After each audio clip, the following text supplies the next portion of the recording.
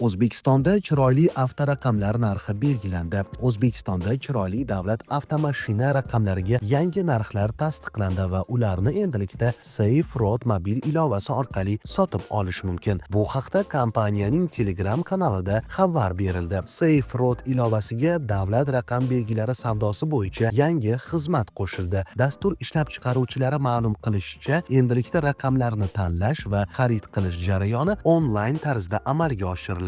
Bu esa navbatlar va qog'ozbozlikning oldini oladi. Hozirgi paytda xizmat sinov tartibida ishlamoqda. Foydalanuvchilar soni ko'pligi sababli tizimda vaqtinchalik uzilishlar bo'lishi mumkinligi haqida ishlab chiqaruvchilar oldindan ogohlantirgan. Chiroyli raqamlarning qiymati jismoniy shaxslar uchun bazaviy hisoblash miqdorining 17 barobari, taxminan 7 million so'm. Yuridik shaxslar uchun esa bazaviy hisoblash miqdorining 25 barobari, taxminan 10 million 300 ming so'm etib belgilangan. Xabar bo'yicha fikringizni izohlarda yozib qoldiring va kanalga obuna bo'ling.